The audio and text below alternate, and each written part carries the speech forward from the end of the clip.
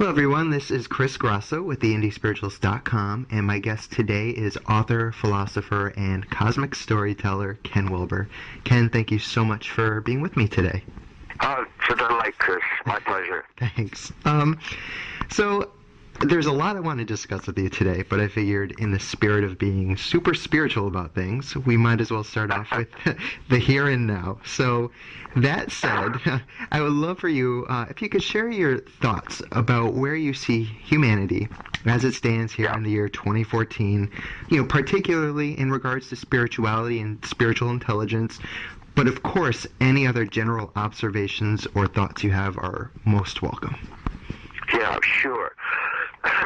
I think the best way to do it is to point out that this is a little bit technical, but I'll make it as simple as I can. Sure. And the point is it's happening in any event.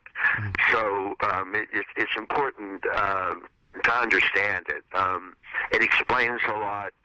It carries a lot of explanatory power, and we have overwhelming evidence for these general facts. And that is, first of all, there are two different types of spirituality, and these go along with the fact that there are two major types of development. And development is an important concept because human beings aren't born with all of the qualities that they eventually develop. They're born possibly with a great deal of potential, but this potential isn't yet manifest. So a young infant can't think logically, doesn't have language, doesn't have sexuality, and so on. So where do these come from? They unfold, they evolve, they develop. And what developmental studies have shown us is that in most cases, they unfold through a set of stages. And these stages can be followed and determined, traced, and they tend to be the same stages wherever they show up. And they have the same basic so-called deep structures, which means the same basic features are the same. But exactly how they look and their surface features and so on will vary from culture to culture and often from individual to individual. They're the same basic stages. And this particularly applies when we look at spirituality. On the one hand, we have stages that are generally involved in what I call growing up. And then we have stages involved in waking up. Right. And there's a type of spirituality that goes with each of those. On the growing up side, these are stages that are made of what are called structures of consciousness. Whereas the waking up side is made of states of consciousness. So structures of consciousness are something that are the actual tools that the mind uses, the actual structure or pattern of the mind at any of its particular points of growing up and developing and having structure, stage unfolding. And these structures are how we interpret our experience and how we make sense of it, and then ultimately, therefore, how we actually experience it. And that's why people at different stages of development will see the world differently, will look at it differently. And this isn't something that an individual can change. The sort of particular worldview that you have, the stage of development that you have, is pretty much the general way that you're going to look at the world. Now, of course, development is continuing. And the leading edge is wide open and is still developing. And it looks like if we look at humanity's history at large, that the human species itself has gone through around 5 or 6 major transformations in growing up. And one of the pioneering developmentalists, one of the pioneering evolutionary thinkers that spotted these was named Gene Gebser. And we can use some of his terms for these various major stages of growing up. His terms were, and you can sort of get a sense about what each stage is like from what the term is, archaic to magic to mythic to rational to pluralistic to integral. Right. And integral is the leading edge right now where development is still unfolding. And there's evidence that there's maybe 3 or 4 higher stages and, possibly just on into infinity as far as we know. But these major stages can clearly be seen in the development of humanity as a whole. So it was around the archaic period is when humans were moving from the great apes and first developing as human beings. And then magic emerged as early as around 200,000 years BCE, and was the first early dominant form of human worldview. And then mythic emerged. And the difference between magic and mythic is magic was dominant during the hunting and gathering period. So it was present focused and had a lot of what we would today consider to be superstitious or magical beliefs. And this is a period that a child today goes through from around ages from 1 to 3 or 4. Sure. And so my child today at age 3, it has a lot of fantasy thinking and magical thinking. If the child hates its father and wants it dead, and his father actually dies, the child will think that he did it. Sure. It's very much in voodoo, for example, where you have a doll that represents a person, and if you stick a pin in the doll, then the person will magically be hurt or get sick or so on. And individuals can themselves bring about miracles, cause actual miracles in the world. Now, there are very likely paranormal events, but this is just every thought is what's called word magic. And then that gave way to mythic. And mythic is suddenly individuals realize that they can no longer perform miracles. But supernatural beings, gods and goddesses and elemental spirits, they can perform miracles. So now my job is how to approach that supernatural being in a way that it will intercede on my behalf to change the world, to give me what I want. So prayer replaces sort of direct ritual, and there's this great intermediate force in the universe. And it can be singular, it can be plural. But this also dominated the great empires of our past civilizations. And at one point or another, these great empires, whether in the Aztecs or the Mayans, or in India or China, Alexander the Great, and so on, at one point or another, they individually sort of conquered the known world at that time.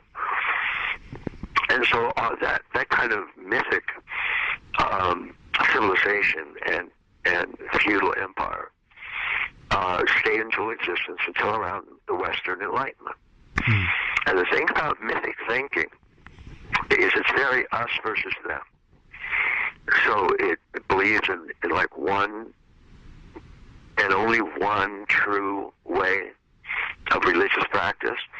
And if you believe in that one true way, then you're saved. Right. And if not, then you're an infidel, and you are bound for hell or bad rebirth or some horrible future destiny. Right. And so that's what marked mythic thinking. And so the primary job, if you're thinking mythically, is, first of all, you belong to a chosen people. And your job is jihad, which means holy war. Right. And that occurs either, from a mild form, which just simply means converting people to your view of the one correct religion, to killing people that aren't of the same view. And so religion, which has strangely, claimed to be the force, one great force of love and compassion and so on in the world, was also a major source of warfare and, flat out murder.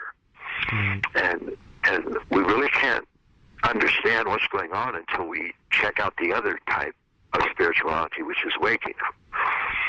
But so mythic lasted until, and it lasts today. It emerges around age 5, 6, 7, and it lasts until the beginning of usually early adolescence. And then there emerges the capacity for rational thinking. And this is what happened with the Western Enlightenment and the emergence of reason. So we're getting closer to today, and this is where it starts to actually answer your question about what's going to happen tomorrow. Because the evidence of these developmental studies are very indicative of which way we're going and what's going to unfold next. So a few more stages, and we're right up to the present. So rationality emerged, and when it's used as a developmental stage, it doesn't mean dry, abstract, analytical, dissociative, all the sort of nasty charges that are made against rationality often today. It means primarily a capacity to take a third-person perspective. And so a first-person perspective means the person who's speaking. Right. So that's an I or a me. And second-person perspective is the person being spoken to. And that's a you or you all. And third-person perspective is the thing or person being spoken about.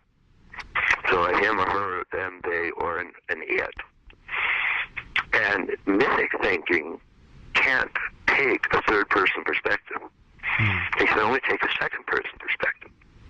And that's why it can't see universal perspectives. It can't identify with all of humanity. It can only identify with just a particular group, but not all groups. Well, that's what happens with the emergence of third-person awareness. And so all people are treated fairly, regardless of race, color, sex, or creed. And that, of course, is what marked the Western Enlightenment. And as indicator of that, for the first time in history, slavery was outlawed. In a 100-year period, slavery was banned from every major rational country on the face of the planet. That had never happened before, ever. And so it was an indicator of more the equality of all human beings and their dignity, and a reason for tolerance and mutual understanding. So that was a pretty big leap forward. And the capacity for third-person thinking is also known as objective thinking or scientific thinking. And so we saw the rise of the great sciences: modern chemistry, modern physics, modern biology, evolutionary theory, and so on, which of course just dramatically changed the face of the world. And it also set up, in these structure stage of growth, a battle between newly emergent science and a continuing to exist mythic fundamentalist religion. And it's still a battle we see today, science versus religion. Sure. But again, that religion, that mythic fundamentalist religion, is only one of the two types of spirituality. And so when we talk about ways we wake up, we'll see that there's quite a difference between the two. But that conflict started at that point. And the mythic God was declared dead. And rationality came to the forefront.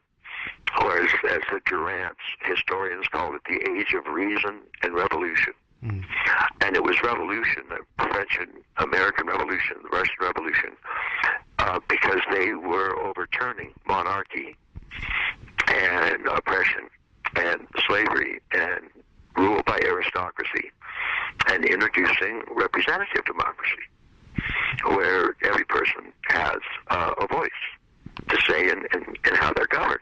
Right. And so these are some very, very big changes. And those lasted for the next 200 or 300 years until the 60s, where there was an emergence of the next major stage in human development that's generally called pluralism. Now, there are other names for it, just as other names for the mythic stage include fundamentalist religion or traditional values. And other names for the rational stage are the modern era or scientific pursuit. And other names for the pluralistic are postmodern and multicultural. And this, of course, has been the leading edge thinking that you grew up in. And I was a boomer, so I was part of the generation which was first brought up in that pluralistic thinking. And the idea there was that, we're particularly sensitive to oppression of any sort, and we wanted freedom for all, and so we, believed in everything from feminism to equality, and we also introduced environmentalism, understanding that the environment also had other sentient beings that had certain rights to existence, and that humans didn't have the right to simply dominate everything, and so on. It was a little bit problematic because the pluralistic stage doesn't believe that there are universal truths. So it doesn't believe in big pictures. So what's true for you is true for you, and what's true for me is true for me, and none of that can be challenged. The problem with that is that it doesn't allow us to really create any universally true stories or have any genuinely universally true truths. Right. Now, that in itself is a bit of a contradiction. The postmodernists were claiming it was universally true, that there was no truth, which is itself a universal claim. And so it kind of eventually got called to carpet for that. And in universities, anyway, the big question now is, what's next? What's occurring after postmodernism? And there's a whole lot of different types of approaches and theories and methods and so on that are all kind of scrambling to take the place of postmodernism. And one of them is central because these first stages, which, by the way, were correlated with techno-economic modes of production, and those went in this order from magic to mythic to rational to pluralistic, went from foraging or hunting and gathering to horticultural, which is farming done with a simple stick or hoe, to agrarian, which is farming done with a heavy animal-drawn plow. There's a big difference. Right. To industrial, which was the rational stage, and then to informational, which was the pluralistic stage. And so these stages are all interwoven as sort of different aspects of humanity's growing up. All of those early stages are grouped together and are called first tier. And that's for a specific reason, which is they all believe that their truth and values are the only correct truth and values in existence. Right. So if we look at those last three stages, which are the most common stages in today's culture, and by the way, everybody is still born at square one. Right. Yep. People are still born at archaic and go through magic and then mythic and rational till wherever they stop. But those last three stages, traditional, mythic, religious, and modern, rational, scientific, and postmodern, pluralistic, multicultural, are the three major value structures in today's world. And the battle that they're constantly at with each other is called the culture wars. And we find evidence of the culture wars in every editorial section of every newspaper almost every day. The fundamentalists, don't believe in science, postmodernism. They think they're all going to hell and they're going to fry forever because they don't believe in, the one correct God and Jesus is a personal savior and so on. And modernists, modern business and so on, believes in profit and science and progress and individuality and excellence and achievement and accomplishment and so on. And the postmodernists all believe in care and sensitivity and egalitarianism and nobody's right, nobody's wrong, everybody is equally right and has equal access to truth and so on. And these three all think that each other is nuts. So when developmentalists started to see the next stage emerge, at first they were really confused because it was unlike any stage at all in all of history. And that was, it was a stage that as it emerged, and it was aware of the previous stages, instead of thinking that its stage was the only stage that was true, it felt that there was some fundamental significance in every stage. If nothing else, they were actual stages of our present growth and development. And that turns out to be true because each stage is actually a component of the succeeding stage. And that's what so it's very much like. I was going to say, that's what you call the transcend and include, correct?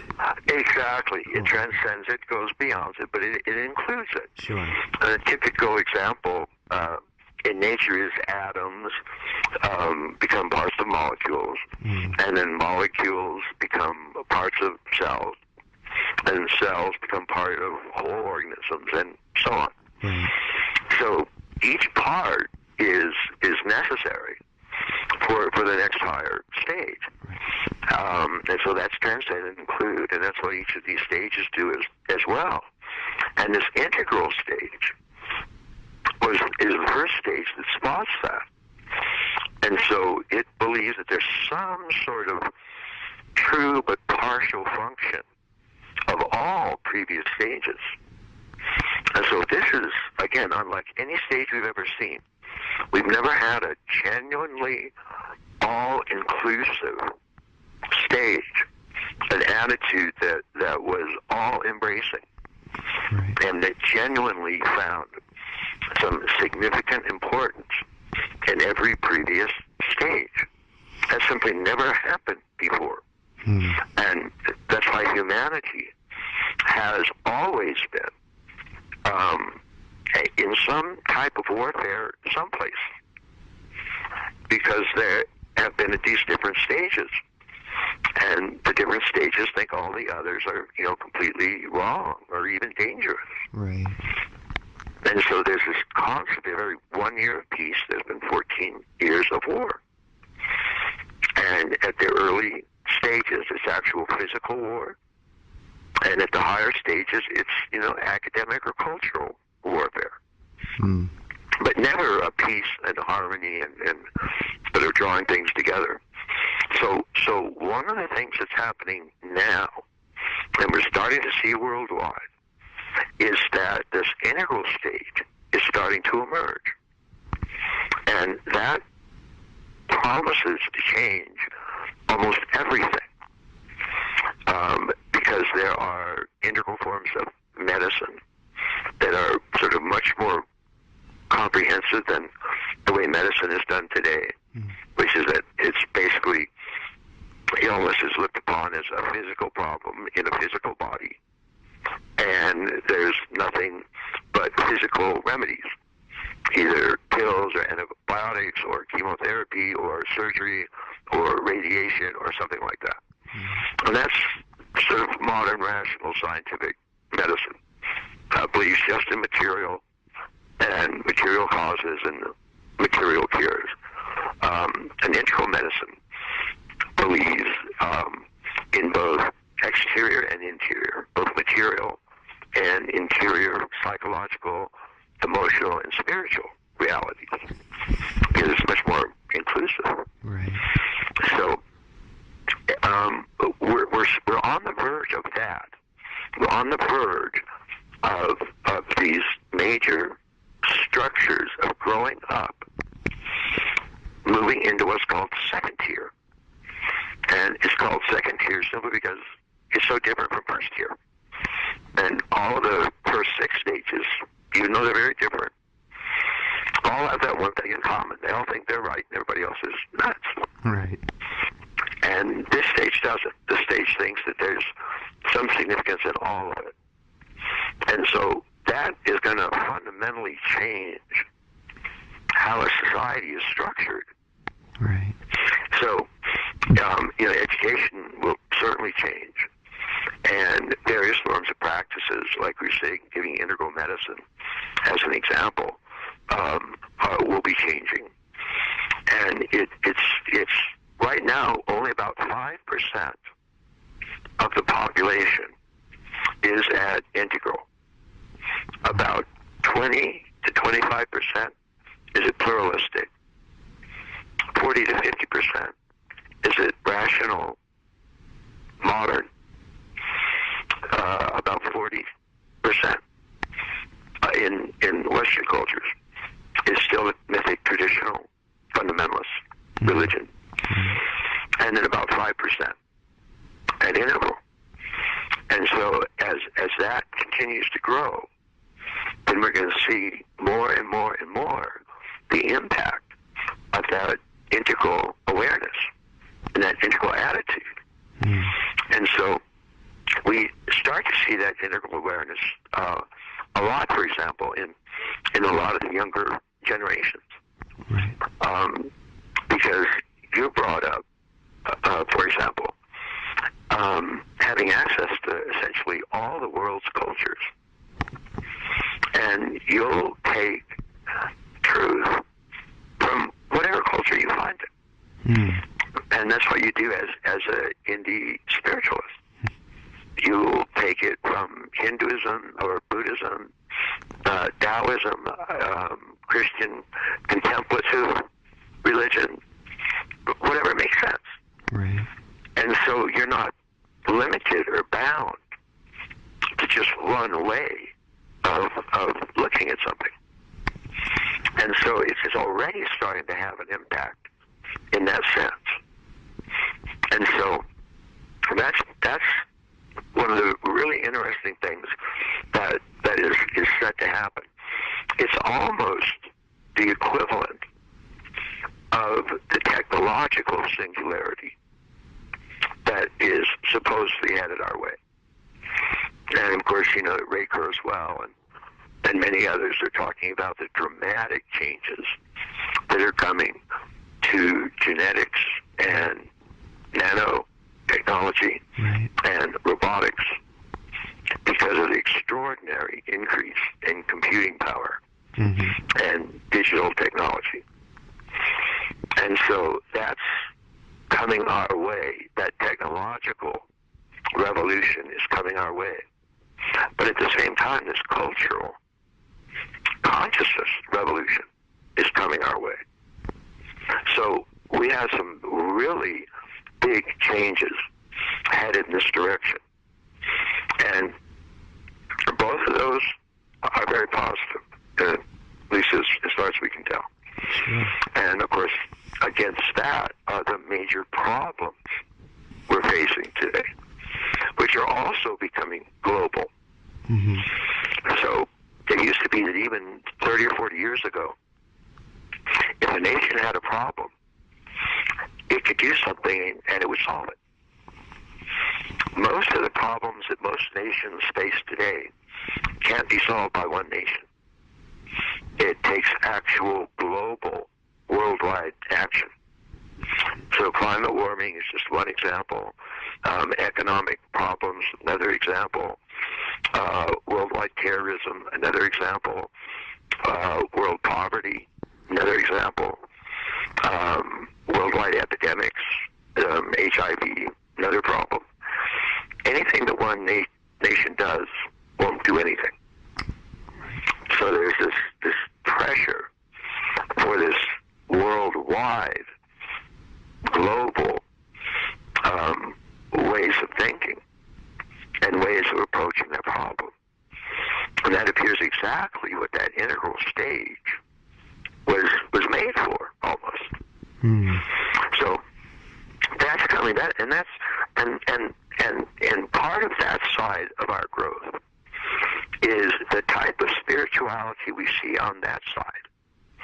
Is that, in a sense, old-time, religious, mythic, literal fundamentalism. And that means it thinks that there's just one true way, and usually the Christian Bible in this case, Sure. and that the Bible itself is literally true. Because the mythic stage takes all its myths as absolutely true. Right, yeah. So Lao Tzu really was 900 years old when he was born, and the earth really is resting on a serpent, that's resting on an elephant, that's resting on a turtle, and Moses really did part the Red Sea, and God really did rain locusts down on the Egyptians. God knows what that would have been like. But so that's sort of that's the type of religion that is predominantly present in the Western world. Right. And so when a lot of people, now 20% of the American population, identify with the phrase, I'm spiritual but not religious. And what they mean by religious is that old mythic, fundamentalist religion. Right. And what they mean by spiritual is the other type of spirituality that refers to states of consciousness and has to do with waking up. Right. And that, of course, is where we come to meditation and contemplation. And these are systems that are present worldwide. Every major religious system has at least two sides. One is often called exoteric, and that's the exterior mythic sort of narrative story. And the other side is called esoteric, the inside story, which is the sort of the ultimate truth side of it. And it's true in the West as well. I mean, Judaism and Islam has Sufism, and Christianity has several forms of contemplative Christianity. Right. Although it's very rare nowadays, and it's kind of hard to find. But it was quite present in earlier ages. And today, just for an And example, like, because I know Christianity is the most popular here, but are we talking about people like Andrew Harvey and Father Thomas Keating? Is that when you talk about Christianity? yes, exactly. Okay, great. Yes, yes. Father Thomas Keating is a gentleman I know quite well, and he's introduced a type of Christian centering prayer. Right. Yes. And he now has over 300 centers worldwide. And this is taken from people like St. John of the Cross and Meister Eckhart and a lot of the great early Christian sages that were practicing waking up.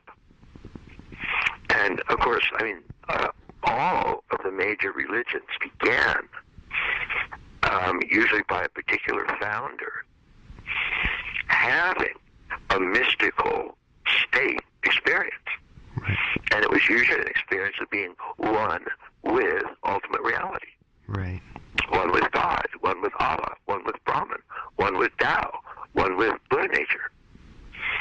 And that experience is what separates the states of consciousness, types of spirituality, from the structures of consciousness, types of spirituality. The structures are just stories and myths and so on. But the states are actual experiences, direct, first-person, immediate experiences. And the aim of all of them is what the Sufis call the supreme identity, which is finding your own soul, one with God, in a union often called Godhead. Right. And so that is awakening to nirvana out of this illusion of being a separate self, born at a particular time, living a while, dying, and that's it, and just made of material wants and needs and full of pain and suffering and so on. And that's all true of the relative world. But underneath that or behind that, or as just the isness or reality of that, is the ultimate world. The world of emptiness or suchness or isness or ultimate reality itself. Right. And our basic summum bonum, greatest good, is to discover this ultimate oneness, this ultimate ground, which is identical in all sentient beings. So you have it, I have it, you are it, I am it, and all beings Now, are it. can I ask you here, Ken? Because this is a spot I find a lot of people kind of get caught up in, what you're explaining right now, the relative versus the absolute reality. Would you mind just elaborating a little bit on that for our listeners? Sure. One of the things that we find, even from sort of modern science, is that the world that our senses delivers to us is not the whole world. So we can't even see the entire radiation spectrum. We can't see X-rays, we can't see gamma rays, we can't see infrared or ultraviolet, and so we can't see gravity waves, and none of that. We can't see strong or weak nuclear. And so the whole scientific history of humanity has been expanding the reality that is actually there. And that's just in the third person sense. What the contemplative or meditative traditions have essentially done the same thing, only with the interior world. Right. And all of them essentially say, among other things, we have two selves. One self, just like we ordinarily have five senses, Right. and we can see those. We can't see all those other ranges of the electromagnetic spectrum, Right. because they're just not generally given to us. We have to do certain things to find out about them. And likewise, we have this small self, which can be seen as an object. I can look within right now and describe to you, who I am or who I think I am, what I think I see I am. I'm this particular person. I do this as a job. I'm in this sort of relationship. I'm this tall. I weigh this many pounds, and so on. The traditions all point out that that's fine. That's your relative self. That's the self you can see. But it's not the seer. Right. When you look within, right now, and you see yourself, and you describe that self, that's fine. But those are things that can be seen. They're not the actual seer. So what is this real seer? What is this observing self? What is this self that's doing the looking? Now, as I go in search of that, it gets a little trickier. Because if I see an object, if I see anything, that's not the true seer. That's just another seen object. It's not the real witness or the real self. So as I kind of push back, resting in this observing awareness that's aware of this small self, but I can intuit, I can feel that there's a bigger awareness that's aware of this small self.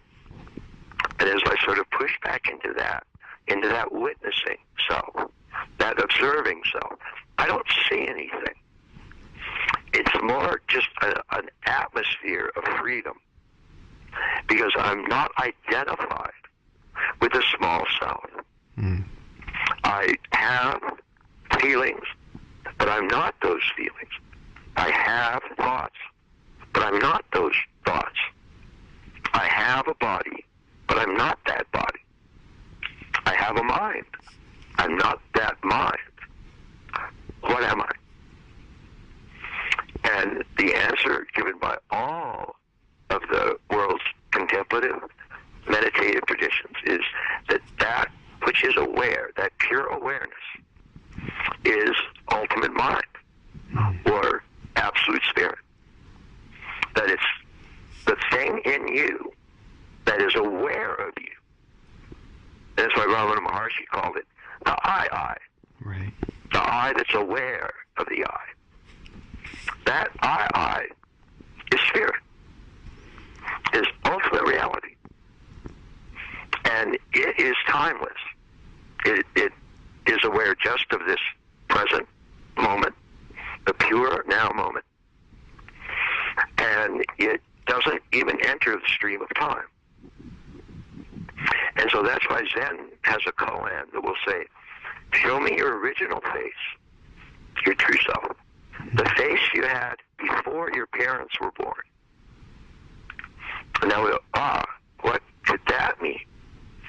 That simply means this timeless self that you actually are, that doesn't enter the stream of time, and therefore is literally unborn and undying.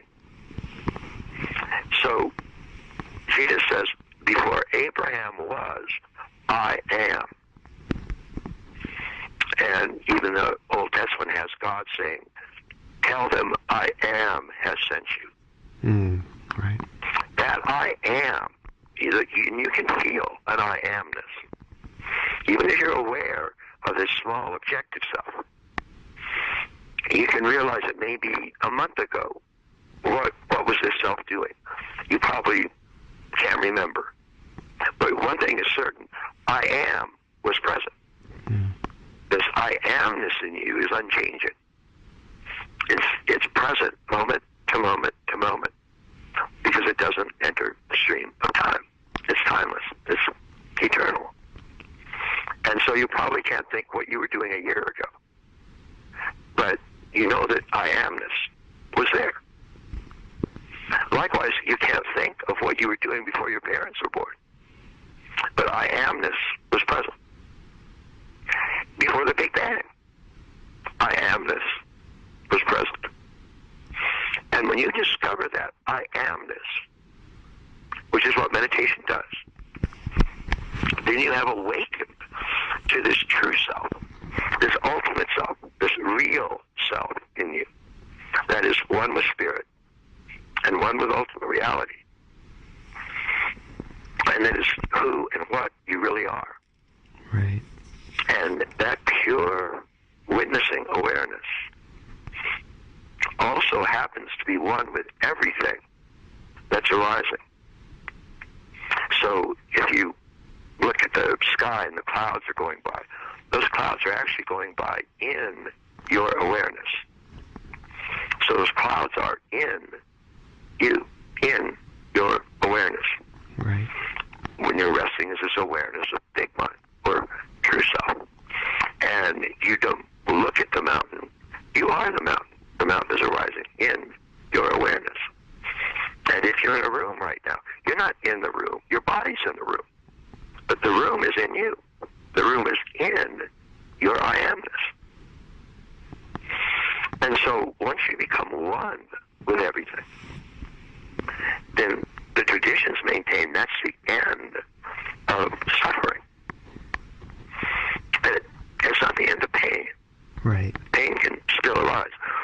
But suffering is a particular reaction to pain, a contraction, a wish to be rid of it, trying to get away from it, which inflames it. And then it makes it a very painful suffering. All of that drops off because there's nothing outside of you that can hurt you. Nor is there anything outside of you that you can fundamentally want or desire. You are everything. You are the all. It's all arising in your awareness, just as your small self is arising in your awareness. And so that discovery of the all, of the ground of all being, of the true self, of big mind, takes us out of our mistaken identity with our small selves and shows us our real identity with our true self, our original face, the face we had before our parents were born.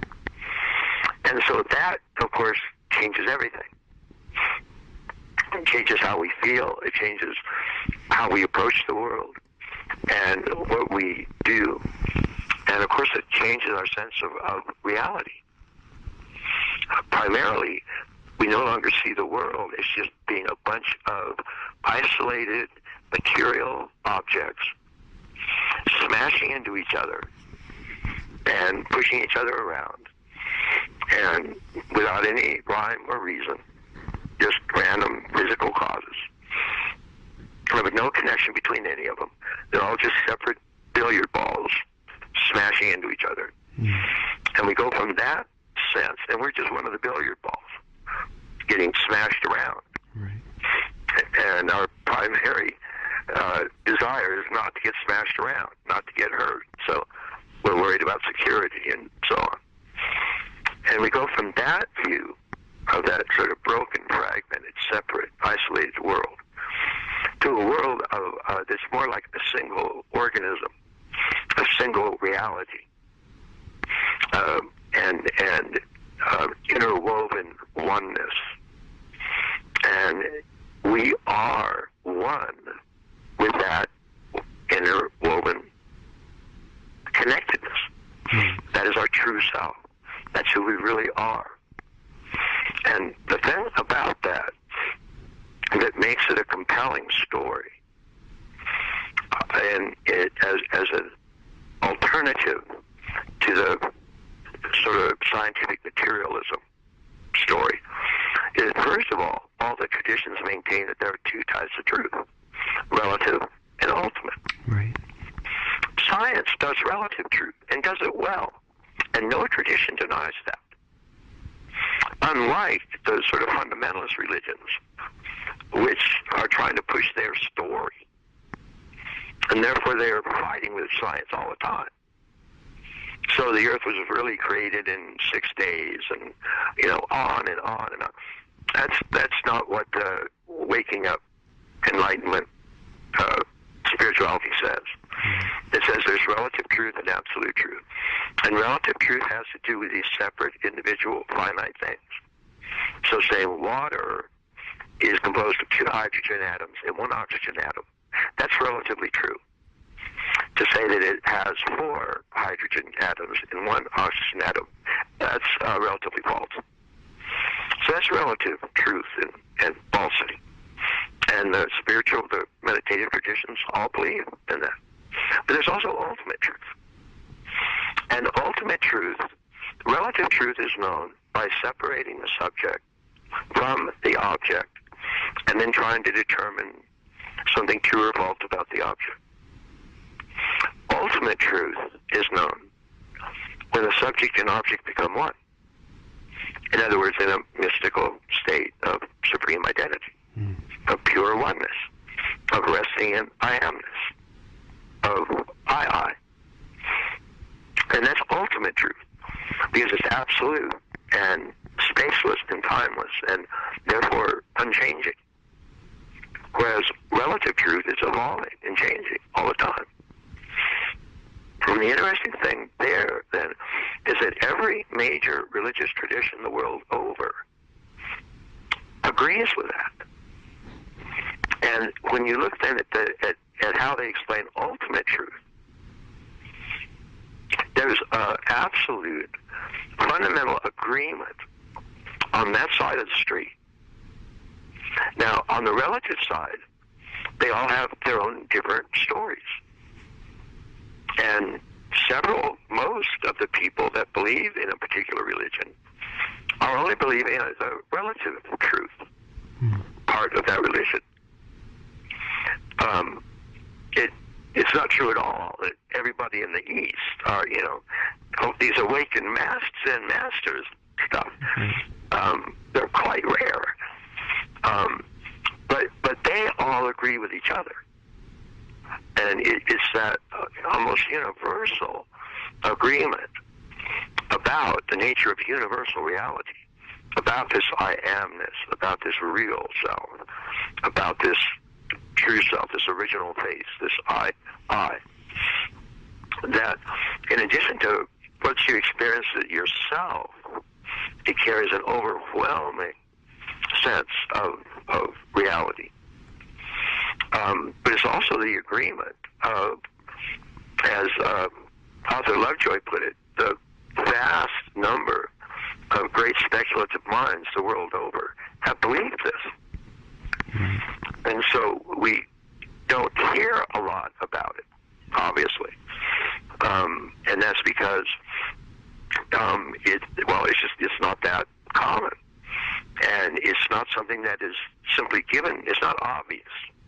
It's something we actually have to work a little bit. We have to practice a little bit in order to let go of this continuing false identification with this small self and rest in this observing, witnessing awareness until that awareness starts to come to the foreground. And then we can start to see not just relative truth, but ultimate truth. And then it starts to make sense to us because we can start to feel it ourselves and know it ourselves. But we're not born knowing this. We're born with a capacity to know the physical world. And we have 5 senses, and they all usually work. And so we get a sense of relative reality fairly early on. Although most of that is actually wrong unless we study it with science. I mean, the Earth really isn't flat. It looks like it's flat. It isn't. The sun doesn't really revolve around the Earth. It looks like it does, but it doesn't. So there's a lot of relative falsehood that we're born with as well. But we're also born with ultimate falsehood. And both of those can be overcome. And that, of course, is the approach of a type of theory that I represent called integral theory, right? Which unites both the best of relative truth with the best of ultimate truth. And so one of the things we expect to see happen. Well, let's how are we doing on that? Getting a sense of ultimate reality. Where are we with that? As far as what you've described? Yeah, should we talk some more about that, or how is that? I think you completely got it. I think you nailed it, and I think that's great. So please feel free to continue on. Sure. Okay, well, excellent. I can just say briefly that those that are interested in making that discovery, it can get a lot of pointers from your website and your book coming out. And one of the reasons that the sort of pointers about this ultimate reality remain essentially similar wherever we find them,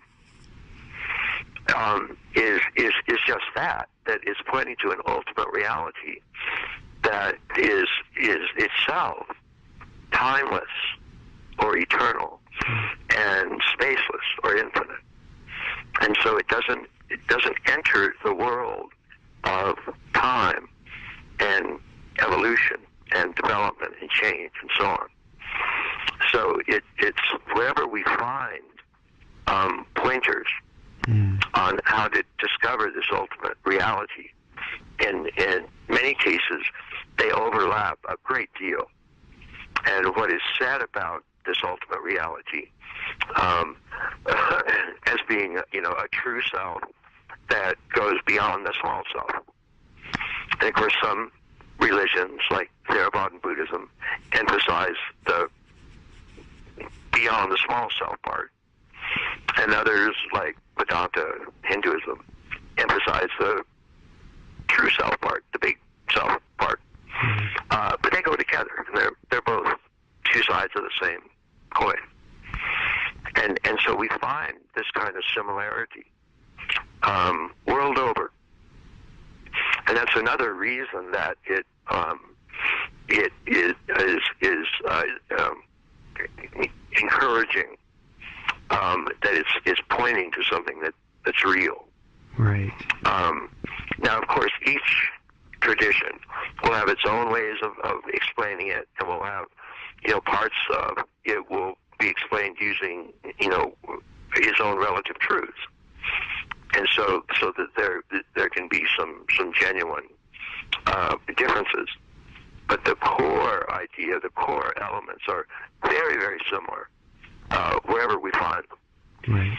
And they include items such as all human beings, except if you're like a great enlightened master, are born in sin, or born in the world of illusion, or born in the world of material billiard balls, and that's the world of the small, separate self. And that's sort of the condition that all human beings are born in. And I never used to get why, even the great Christian mystics would maintain that humans were born in sin, because I go, well, wait, I didn't do anything wrong. Why am I born in sin? That just makes no sense. But then when it dawned on me that I didn't realize this true self, and that being in the world of sin also just meant the world of separation, the world of illusion, the world of the small, finite, separate self. Well, yes, I was born in that. And it does take a little bit of work, a little bit of meditative practice to learn to focus on that background awareness, so that true self will start to stand forth. But they all maintain that. They all maintain that we do have at least these two selves, and that they correspond to these two truths, and that both of these truths are important. But there is an ultimate truth, and it is beyond anything that can be seen with relative awareness, or subject-object awareness, or small mind awareness. They all believe that an important part of this is looking within, that the kingdom of heaven is within, that it's not, heaven is not actually some physically located place that you're going to go to if you live by all the rules. It's the same world you're looking at right now. You just look at it differently. And you look at it differently primarily by being that world. You don't look at the mountain, you are the mountain. You don't feel the earth, you are the earth. You don't see the rain falling, you are the rain falling. So it's not a different world. It's just a world seen differently. And they all agree with that. And the fact that every small self that is actual reality is this larger true self or spirit means that every individual sentient being is one with God, one with Godhead. And they all agree with that. What I actually... Oh, go ahead, and then I have a quick question, but you could finish. I just want to interject something when you're done with that. Sure. And then just very quickly, and they all believe that there are a series of steps or practices that you can take that will help get you from this case of mistaken identity with this small self to your true identity, and enlightenment and awakening to your true self. And there's a set of practices that can help you do that. And all of them have various practices. And it's particularly in the practices that we find some differences. Although there are a lot of commonalities as well. But that's one of the reasons that looking at the world's traditions as a whole is interesting, because some of them have things like Zen and its koan system, or Tibetan Buddhism and its visualization system, and so on. Almost all of them, though, have one practice that they have in common, and it's most often known in the West as mindfulness, or simply the practice of pure awareness, simply being aware of the present moment fully, and to just be completely present in the timeless now moment fully, and simply be aware of what arises moment to moment. And what happens there is that you end up making that small subject object, and that means that you've transcended it, and you're resting as the I, aware of the small I. You're resting as I, or true self. And so that's a very common practice found in virtually all of them. And so there's these general set of congruent ideas that you find in all of these great contemplative traditions. And so, what I was going to ask you was, so we're speaking about relative and ultimate truths, and so even someone begins their meditation practice and they come and have a nature mysticism experience, for example, or right. They begin to get a taste of this, but then they're kind of still stuck in this material world, and it takes a while. You mentioned years of meditation, generally maybe like 5 years or so as a rule of thumb from level to level. Sure. But something that I heard, I was listening to your 5 Reasons You're Not Enlightened talk recently, and, right. and I love that. And at one point you mentioned, what was it? Ornaments of spirit, when you're looking at the material right. world. And I really appreciated that. And, and it just dawned on me as for people that have had that taste, but then, you're still kind of, you're very much, you still have that ego identification, you're aware of it, but it's there, and you're trying to become more mindful, as you mentioned, in your everyday reality. I really appreciated that, ornament of spirit and seeing the material world in its objects in that way is a helpful practice with, cultivating mindfulness. So I was hoping you could talk a tiny bit about that, and then we'll get into your fourth churning, which I'm pretty excited to ask you about as well. Sure. Well, that's one of the great things about this experience of awakening. And the experience itself it is known as awakening or enlightenment. In Zen, it's satori. In Christianity, it's metamorphosis. In the Chinese tradition, it's wu. And in Vedanta, it's moksha, or liberation. And one of the extraordinary things about that is that it does carry that realization that in a profound sense, there is only God. There is only Spirit.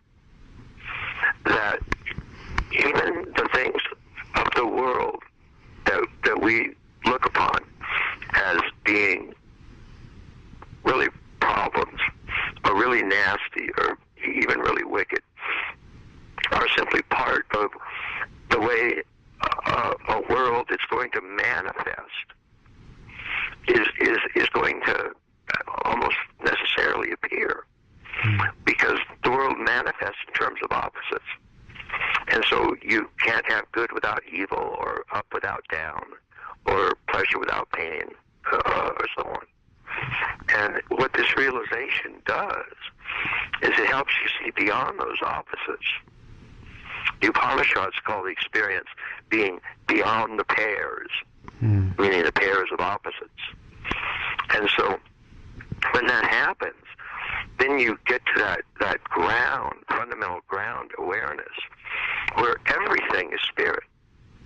And that's originally the way it was before it manifests. In other words, before the Big Bang, there was nothing but spirit. There was no soul, no body, no mind, no individual people running around, no animals or anything. At least as far as we can tell, there might have been a previous universe and they were present there. But it's generally understood that there was sort of nothing, and out of that nothing came the early material elements of the world. Now, according to the traditions, what happened right before that nothing was that, and we use the Christian terms, which sees what's called the Great Chain, which is the spectrum of existence, going from matter to living body, to mind, to soul, to spirit. And according to the traditions, spirit first went out of itself. I mean, here you are, spirit, and for billions of years, you've been basking in your own bliss and wallowing in your own glory. And I mean, sooner or later, what are you going to do? If you want a surprise at all, I mean, you could say, well, I'll go to sleep and then I'll have all these wonderful experiences. But you'll still know your spirit. You're going to wake up and so on. And so if you're really going to have a real surprise, at some point you have to forget your spirit. And that's what all the traditions maintain, is that as part of what's called the sport and play, the lila, or in Christianity, the kenosis, the self-emptying, spirit forgets its spirit, and it condenses to a smaller version of itself called soul. And then soul forgets that it's soul and condenses to a smaller version called mind. And then mind forgets its mind and condenses to a smaller version called body. And then body forgets its body and condenses to the lowest dimension you can have, which is just inert matter. And when that happens, the Big Bang blows into existence. And you have nothing but inert matter scattered throughout the universe. But that matter is surprisingly frisky. It has deep within it not just drives of gravity and electromagnetic and strong and weak nuclear, which present-day physics maintains are the only four forces in the universe. But if that's so, why did the universe actually keep winding itself up? The universe actually doesn't consist of something winding down. if you look at the history of the universe, what we see are things winding up everywhere. The universe drives towards levels of higher and higher complexity in all systems. So we have subatomic quarks wandering around. And one day, several of them got together and joined into this extraordinary unity and wholeness called an atom. And so that there are gazillions of atoms running around. And one day, dozens of them got together and joined into this incredible complex unity called a molecule. And then for billions of years, we had some very, very large molecules running around. And then one day, which is just mind-boggling, dozens of different types of these molecules, each meant to perform a different function. And how they knew that certainly can't be explained by Darwinian theories. But all of those molecules came together and made a living cell. Those molecules just joined up. I mean, they just regionally came together and got very close, and a cell wall dropped around all of them, and you got a living cell. It's astonishing. Something is pushing this universe upward. It's not running down. And then those cells came together to make multicellular animals, and those started doing things like photosynthesis and oxidation and, oh God, I mean, sex came into existence. I mean, it's outrageous. There's an extraordinary drive to higher forms of unity. And the traditions all maintain that it's simply that spirit returning to itself. That it's matter gathering together into the next higher form, which is implicit. All those higher levels are folded into matter as hidden potential, because they're all passed through on the way down to matter. And so you have all of them folded into matter. So matter gets more and more complex until it starts producing living bodies. And then living bodies get more and more complex until they start producing minds. And then minds come together and find that they can actually look within and find a soul. And then souls find that they can actually look within and find ultimate spirit, which is the limit and ground and goal of the entire sequence. And so humanity as a whole right now is about halfway through that sequence using those particular levels. So we're at the edge of mind, and of course individuals have already realized soul and spirit. But as a whole, humanity is still somewhere in the mental range. But this coming stage, this second tier stage, this integral stage, in some ways has a lot of soul-like qualities to it. So individuals at second tier will say things, for example, like, the earth is a single organism with one mind. That's very different from anything said in the earlier stages. Right. And so we can see that we're sort of somewhere right between mind and soul. And soul is starting to emerge in the world at large. That, of course, is if the lower levels of humanity don't destroy the planet first. Right, sure. And that's always a possibility. I mean, the whole point about, spirit throwing itself outward is that it created free will, and individuals are, in a certain sense, free to do what they want to do.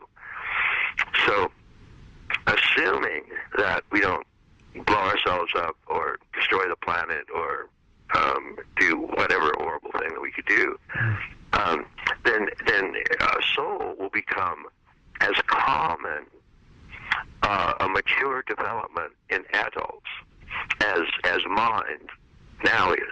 And then at one point, spirit will become a common experience. And the general theory then is that once most people have more or less discovered that they're spirit, then the game's up for this time. And spirit, in a sense, closes its eyes, breathes in, dissolves the universe, breathes out, creates a whole another one all over again. And off we go again for the billionth time. So, I don't know about that part of the story, but it's a common part that goes with this. Sure. A lot of people know Teilhard de Chardin's, view of the omega point, that we're all. I mean, he looked at evolution. He saw the way it was going, and he was also a mystic and a very great scientist. And so he said, "Well, hell, evolution is going towards spirit, of course, and in other words, we're all a divine omega point." And that's one version of the story. Mm. And so now, for the people that experience, which I know you said is very rare, but for the people that really do make that complete, they dissolve into Brahman. Or like the Buddha, he woke up. Say we get to that point again, and it all happens all over again. So that's it's only one. So that includes you and me and everyone we know. It just all happens over again, correct? And it's just on and on it goes. Yeah.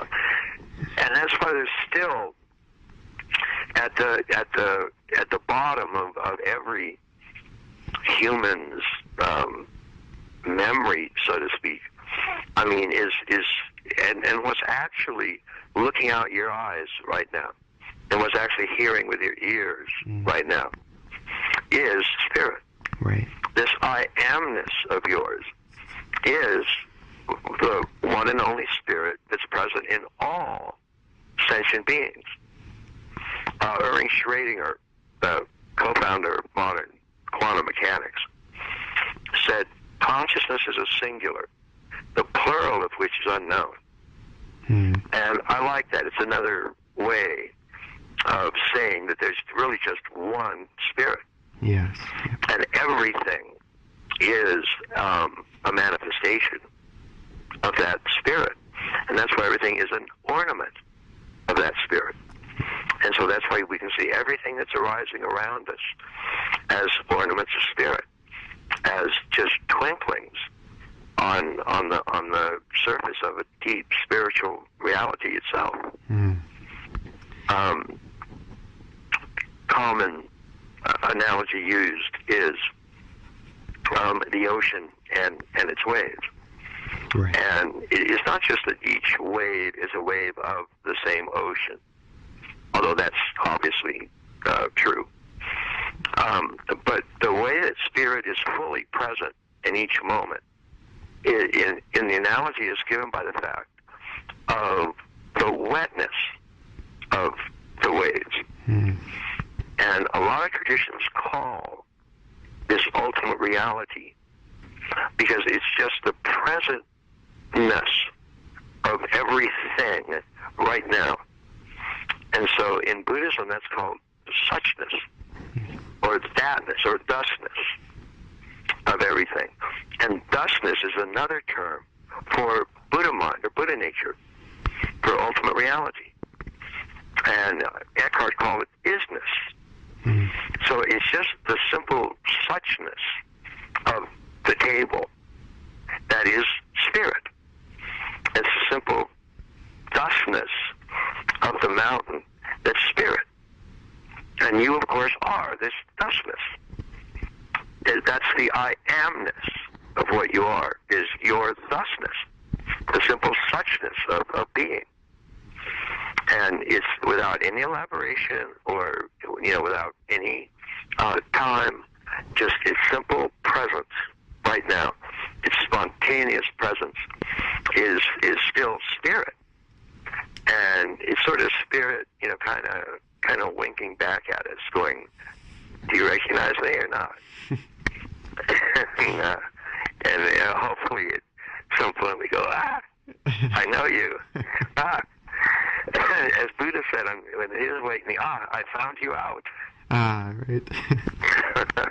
Well, so before we get to that point where we're all just these amazingly illumined, souls and beings, you're working on the fourth churning, which, I'm really excited about this, and you'd sent me along, which thank you again for sending. It was kind of a primer or an introduction. And before we got into it, if you don't mind, I wanted to just read a bit of an excerpt from it that really, I think, lays the groundwork of why it's a necessary and important piece of what you're working on, for this time in humanity. So I'm going to just read that quickly, and then we'll jump into the fourth churning. So it's you'd written, the idea is basically that now is absolutely the time that the world's core religions get serious about updating their fundamental dogmas and dharmas and gospels. That it has been over 1,000 years, at least, since virtually all of them added significant ideas and practices to their main teachings. Teachings that themselves, virtually without exception, were originally created when men and women literally believed the earth was flat, that slavery was considered the normal state of nature, that women and other minorities were considered second-class citizens, if citizens at all, that evolution had not yet been discovered, nor most of the modern sciences, and thus the principal source of serious knowledge was considered to be mythic revelation, not scientific experiment, and that the multicultural nature of so much knowledge was completely unheard of. My thesis is that the core ideas of the great traditions can literally and seriously be retrained, but reinterpreted and included in a much more inclusive framework, often called an integral framework, that adds to those core doctrines the many new discoveries about spiritual experience, spiritual intelligence, and spiritual development that have been discovered during those 1,000 years. The result is a spiritual framework that transcends and includes the central teachings of the traditions, including the old, but also adding a significant amount of new material that is fully compatible with the old, but that, in essence, brings it up to date in the modern and postmodern world. So I know we've already covered a bunch of that, and I think that's great that we were able to provide listeners with that background before we get into the fourth churning. So if you could tell us about this. I know it's not just a book coming out later this year or early 2015, but you're doing something out in Colorado, I believe, with it. So just let us know all about it. Sure. Well, the general idea is that looking at these two forms of spirituality that we've been discussing, which one is a spiritual story, basically, and it's that's generally the developmental axis of what's also called multiple intelligences. The growing up factor that we do goes through at least a dozen different types of intelligences that move through those structures of consciousness. So we have a cognitive intelligence, an emotional intelligence, a moral intelligence, an aesthetic intelligence, a somatic intelligence, an interpersonal intelligence, and so on. And this is sort of a recent discovery. And it used to be thought that we just sort of had, an IQ. But it turns out we've got about a dozen different IQs. And the interesting thing about them, though, is that they're all different developmental levels, so to speak. But they all go through the same basic, they're all developmental lines, but they all go through the same basic levels that we talked about, namely archaic, magic, mythic, rational, pluralistic, and integral. So you can have a cognitive magic stage, a cognitive mythic stage, a cognitive rational stage. You can also have a moral magic stage, a moral mythic stage, a moral rational stage, a moral integral stage, and so on, through each of the intelligences. Now, another intelligence is known as spiritual intelligence. And that also goes from archaic to magic to mythic to rational to pluralistic to integral. And our form of spiritual intelligence is stuck at mythic. There are many,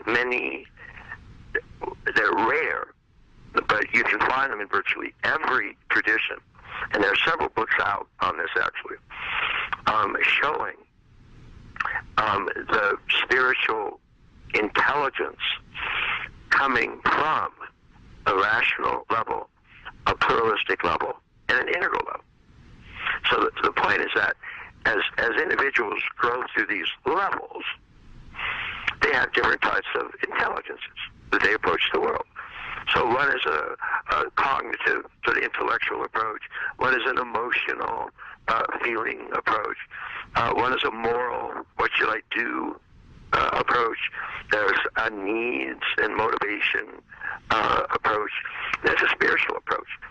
The spiritual intelligence is this one that is usually based on sort of different stories and is an answer to the question, what is it that's of ultimate concern to me? And so there are different ways to answer that. And we, at the mythic, literal stage, and incidentally, these stages of spiritual intelligence have actually been empirically studied. We actually have evidence of them occurring. And the first guy to do that was named James Fowler. And he did it in a book called Stages of Faith. And he outlined 6 major stages of spiritual intelligence that everybody goes through.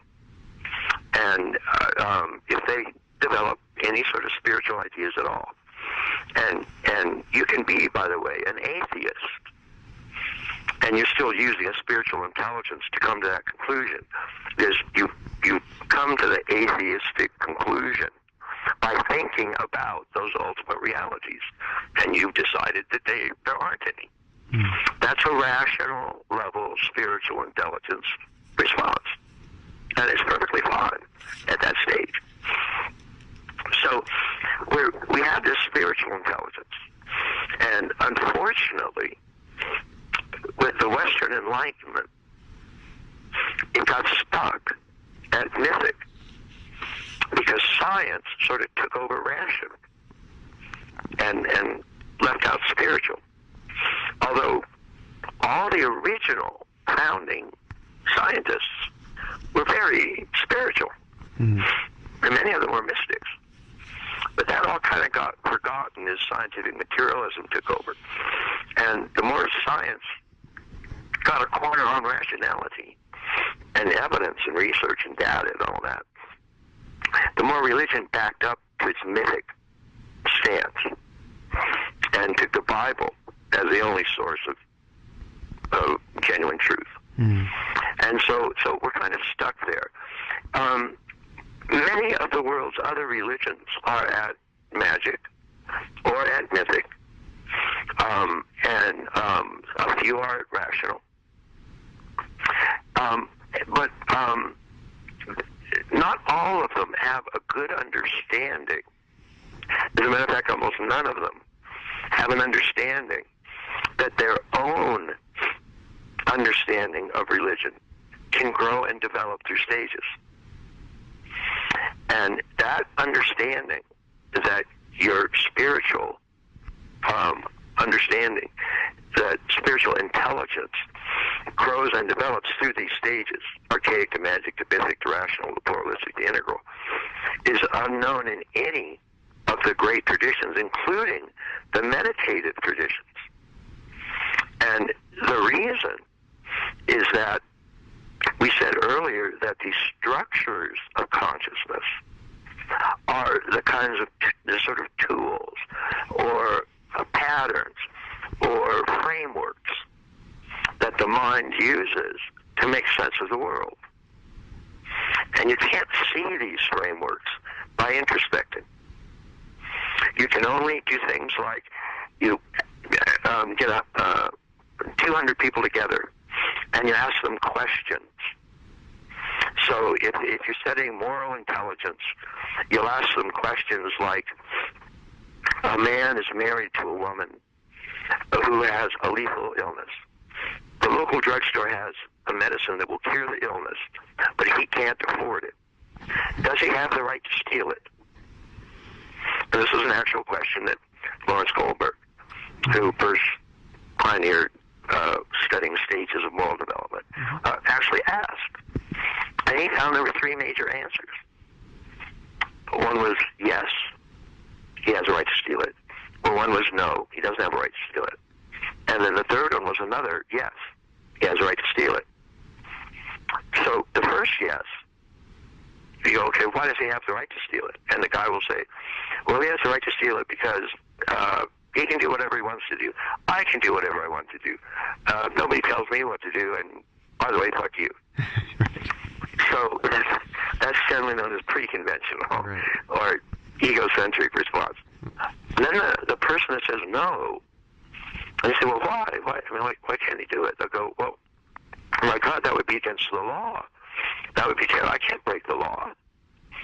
And so that's called ethnocentric. It's the person's identity is expanded from selfish or egocentric to ethnocentric or group-centered awareness.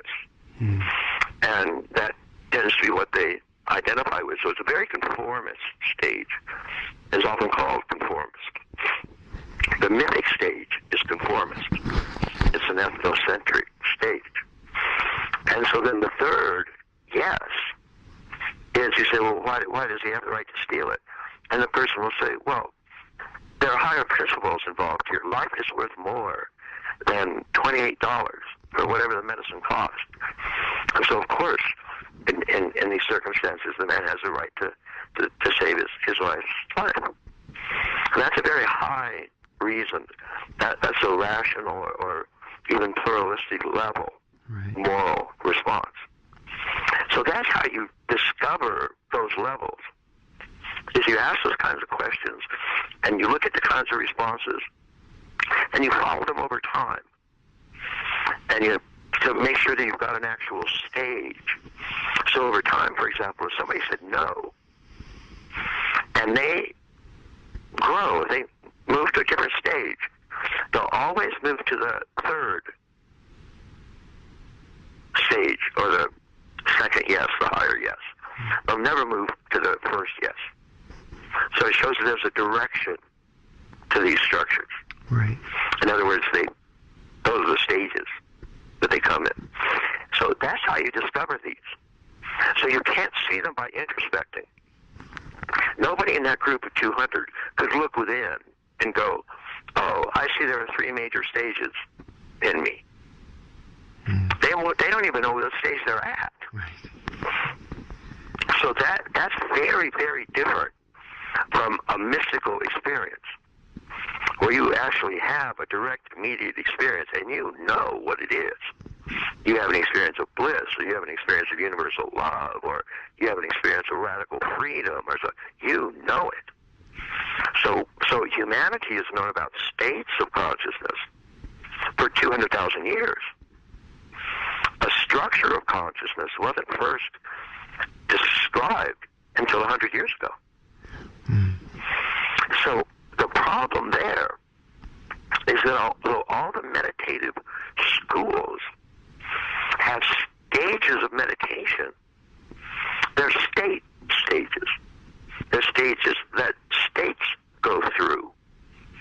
And they generally produce things like gross states into subtle states, into very subtle or causal states, then into witnessing states, and then into unity or non-dual states. And all those maps are fairly similar around the world, and they're all maps of that second type of development through states.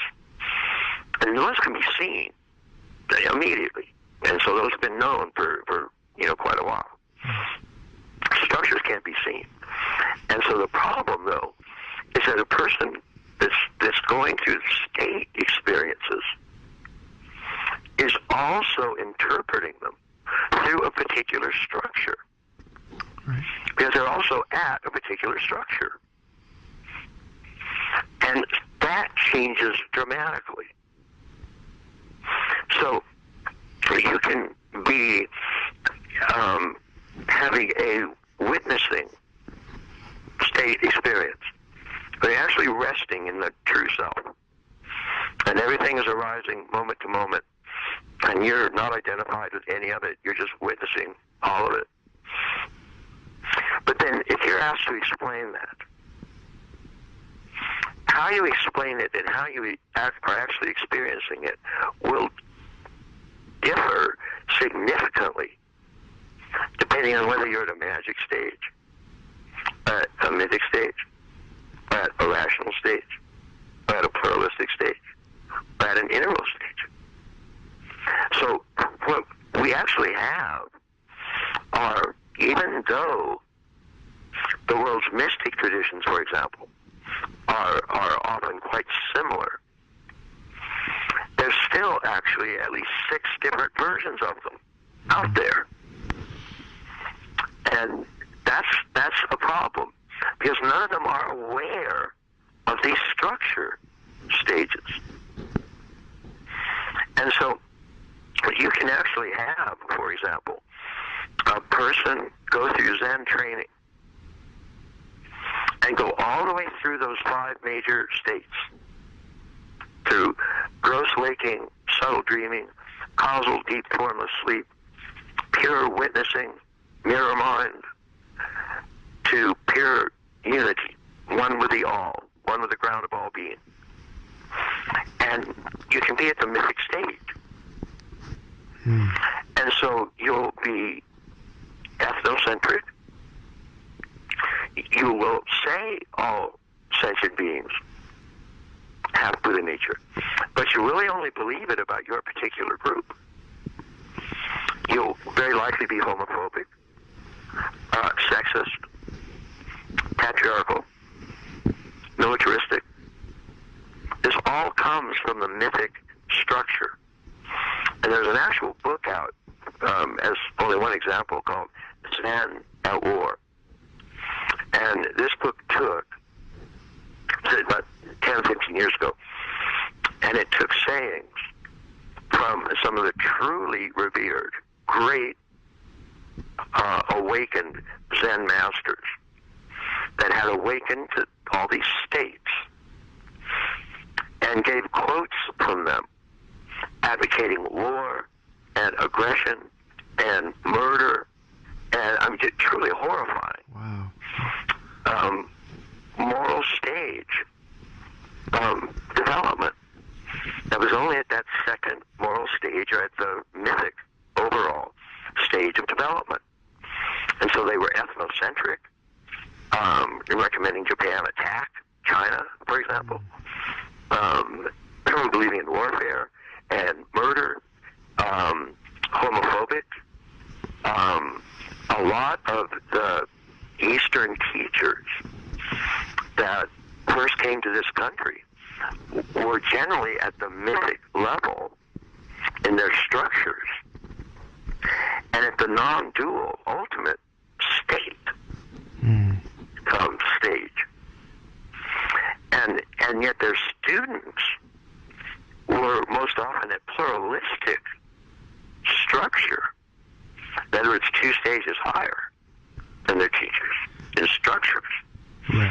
But we're usually at gross, or just the first major state. And so they definitely had a lot to learn from their teachers in terms of states and waking up. They had 5 more states that they had to grow through in order to get the ultimate enlightenment. And that's, their teachers knew about that. But in between saying that, the teachers would often be saying stuff that was just shocking to the students. I mean, we even find little elements of this, and I mean this only in a moderate amount. But the Dalai Lama, for example, has been homophobic for years, and has actually said, stuff like it's against nature and it should be outlawed, and stuff like that. Not good. Yeah. So the idea is that in terms of full enlightenment, we've sort of changed the bar. And we've said that to be fully enlightened is to not only be one with all states that are available at any particular level of a stage of evolution or human development, but also to be one with all of the structures that have developed. So that means that somebody needs or should be at an integral level of development, as well as a non-dual unity state development. Mm. And that ensures a true oneness. The problem with being at mythic is still many, about 70% of the world's population is at mythic or lower. That means 70% is at ethnocentric or lower. That means not world-centric. Right. That means incapable of universal human tolerance. That means bent on warfare. 70%. So the problem with that is that you can be at that level. And when you hit unity consciousness, you will become one with everything that's arising in your world. The problem is, above your head, there's still the rational world, and the pluralistic world, and the integral world. And those all have different phenomena, different objects, different things in them. And you're not one with those. You don't even know they're there. Those are literally, as Robert Keegan, who's a great Harvard developmentalist, wrote a book called In Over Our Heads. Mm. And he was simply showing that in his model, he uses 5 major vertical levels, that up to 2/3 of the population in this country wasn't even at a modern or rational level of development. And yet the demands of this culture all came from at least that level. And so these people were in over their heads. Right. That they literally found modern society too complex to navigate adequately. And that's therefore one of the reasons we have, so many people in prison and so on. But the general point is that since these structure of consciousness cannot be seen by introspecting, we don't find them in any of the world's spiritual traditions. Literally in none of them. And so, back to a fourth turning. Buddhism itself has always had, and I just use Buddhism as one example. Right. There are actually books out on integral Christianity and integral Islam and so on. Sure. But the point about an integral spirituality is that, among other things, it includes both structures and states. So we have a much better sense of where a person is overall in the kind of development and evolution that they can do. Mm. Now, I'll also just briefly mention that even though none of the meditative systems have any structures, none of the Western models, which cover structures so well, the archaic, magic, mythic, rational, pluralistic, integral types of models, not one of those has an enlightenment or awakening understanding. Hmm. None of those, in other words, deal with states. They don't even know it's possible. So it's really catastrophic, because on the one hand we have structures that determine how we grow up, and they know nothing of how we wake up. And the others that deal with how we wake up know nothing about how we grow up. Right. So they can produce enlightened masters that are homophobic, in favor of war, and patriarchal sexists. And we can produce people that are world-centric, global, loving of all humanity, and don't have a clue to what ultimate reality is. Mm. So, putting those together, Buddhism, I chose for several reasons. One is that, a book hadn't been done on that yet, and we were seeing it in a lot of other religions. Sure. And another is that Buddhism has always had a sort of understanding of its own evolutionary unfolding. And so Buddhism itself has already identified three major stages, which they call turnings of the wheel of Dharma. Dharma means truth. Right. Three major turnings of the wheel of Dharma, three major stages that is its own system has already gone through. And each one transcends and includes the predecessor. So the first, of course, is the school represented today by Theravada Buddhism and the practice of Vipassana meditation. That was introduced by Gautama Buddha, and it was, as far as we can tell, as close to his original school as any of the schools that are out there. And it was the form that Buddhism was practiced for 600 or 700 years, until a gentleman by the name of Nagarjuna arose.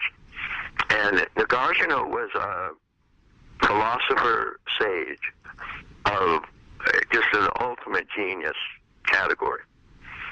And he sort of looked at original Buddhism, which had tended to separate nirvana and samsara, and say that, you know, the goal is to just get out of samsara altogether and get into nirvana, get into unmanifest, formless spirit, so that you're really not even aware of this present arising world.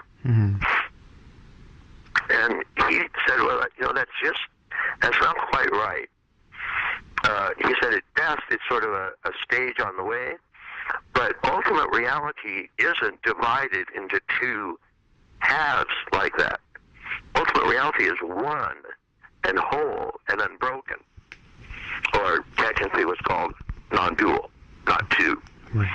That emptiness in form, or spirit and the universe, or nirvana and samsara are not two. They are two different aspects of the same spirit, the same one reality. And Nagarjuna pointed that out, and then he made an additional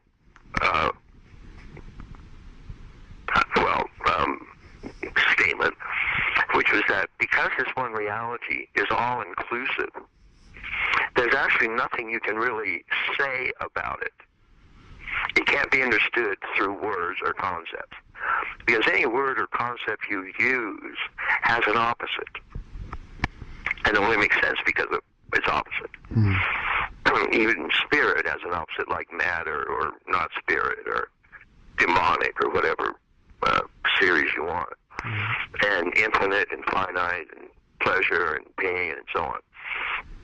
And so he said, since any word you use is dualistic, and yet ultimate reality is one, then there's no concepts really that can grasp ultimate reality. And that was, so ultimate reality is empty of concepts. And so that emptiness became another term for Buddha nature, or ultimate reality. And the school was called the school of shunyata, or emptiness. And that was a second great turning in Buddhism. And all of the so-called Mahayana schools that don't believe in just getting off samsara and getting into nirvana, but believe in gaining nirvana and staying in samsara to help all sentient beings gain awakening. I mean, if you get your awakening and disappear in unmanifest absorption, you're no good to anybody. Right. And that was called an arahat, but that was the actual goal of Theravadan, and is the actual goal of Theravadan Buddhism. But the goal of Mahayana that understood that samsara and nirvana are not two was a bodhisattva. And the bodhisattva is the one who gained enlightenment as quickly as possible to stay in the world of samsara, which now incidentally is just seen as ornaments of spirit. Right. to help others who are still caught in samsara, seeing it only as pain and suffering and brokenness and so on, helping them see samsara is nirvana, helping them awaken, helping them reach enlightenment. That was the second great turning. The third was made by the brothers Asanga and Vasubandhu, and is often called the mind-only school. And the point here was that they agreed fully that you can't really say anything about ultimate reality, because so any word you use is going to be dualistic, and they agreed fully with Nagarjuna's description of the ultimate state as being one of pure emptiness, right. And that there were no separate, independent things or events anywhere, and they agreed with that fully. But they said there are still sort of some common, ordinary experiences that either come very close to that or are actually that, but not yet properly realized. And the simplest is just one's present awareness. And so present awareness, if you actually look at it correctly, is free of any separation or brokenness or partiality or dualism or any of that, and is actually one with ultimate spirit. And so the Zen saying that the ordinary mind, just that is the Tao, is a mind-only school statement. And that was the third major turning. But that happened, as I pointed out, at around 400 CE. And so it has been well over 1,000 years, closer to 1,500, since there's been a major turning in Buddhism.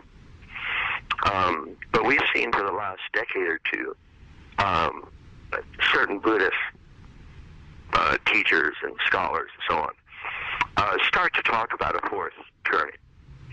And each of them, of course, has their version of what it would be. And I think most of them make a lot of sense, and I actually include a lot of their items in what I recommend. But the main item that I'm trying to get across is that since humans have these two major forms of development, the ways that we grow up and ways that we wake up, and that there's no system anywhere on the planet that is aware of both of those. I mean, it's really, even saying it now, it's mind-boggling to me, right, that we have these two incredibly important forms of growth and development available to us, and nobody anywhere is using both of them. I mean, it's scary. Yeah. Oh, yeah. Because we've already seen that left to their own devices, they can really leave out important stuff. So the fourth turning is simply, it goes through and shows how, we can introduce both structures of consciousness and the ways that we grow up, as well as states of consciousness and the ways that we wake up. And the actual evidence for each of those by the people that actually study each of those is overwhelming. It's absolutely overwhelming. And so, but nobody's putting them together. Right. And so that's what essentially what we want to do with the fourth turning is to show people ways that they can grow up in both of these dimensions, ways that they can continue to develop their potentials and can, in a sense, just become fuller, more complete human beings. Right. With greater consciousness and greater capacity for love and caring and creativity. And there are practices that all of these different schools have already developed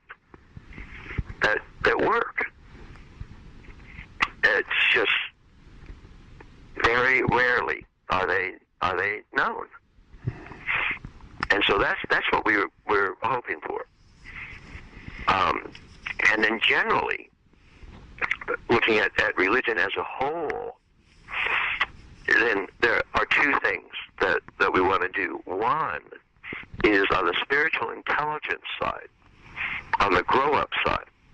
We want to get Western religion unfrozen from its mythic, arrested development. And there are already many schools of Christianity that are at higher stages. It's just governing bodies of most of the religious forms, like the Vatican, are still officially at mythic.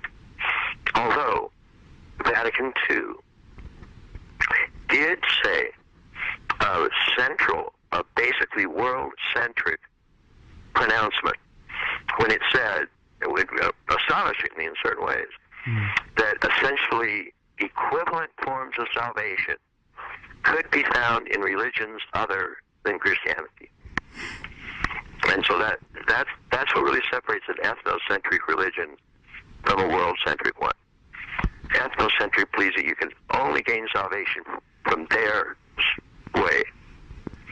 And world-centric acknowledges that there are other ways that are also, good and can be, in essence, just as spiritual. Not to cut you off with that, but the cynical side of me, you keep hearing this Pope Francis make these wonderful statements, and it's great, it's refreshing, but part of me is waiting for that other shoe to drop, and what do you make of that? And with regard to what specifically? Pope Francis and the new kind of light he's shining on the Catholic Church and the kind of reforming its image. I know. Well, I agree with you. It's really difficult for systems as a whole to actually change. Sure. Yeah. I mean, in a certain sense, that's why they're systems. Is because they have enormous stability, and so they can continue to exist. But that also usually means, and therefore, not change. Right. And that sooner or later means become completely out of date. Right. I mean, really, when the Bible was written, people thought the earth was flat. Yeah. And, women were treated as just horrifying. And slavery was taken to be absolutely natural. Nobody knew there were atoms. There were no antibiotics. Life expectancy was 23 years old. I mean, it's horrifying. Yeah. That's absolute truth. And people would believe that is itself scary. So whenever I hear, that somebody's going to fix those kinds of things, I'm sort of with you. I'm kind of waiting for the other shoe to drop. But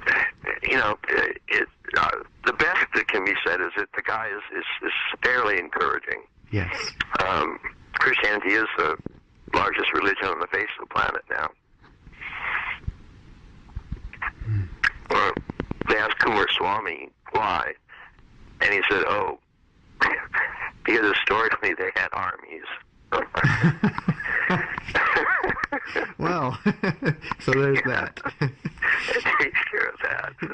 So, I wanted to ask you, I know we've already gone into a lot of stuff. I don't want to take up much more of your time at all. I would love for you to talk a little bit. I know you're working on an event for the fourth churning, if you could tell us a little bit about that. And then I just have a couple very quick, I wanted to end on a bit of a lighter note, so a couple of just short questions for you. So, if you could tell us a bit about the event year, or the fourth churning that's happening out there, and then we'll take it from there. It's in the first week of April, and it has several fully transmitted Buddhist teachers who are already using this in their own teaching.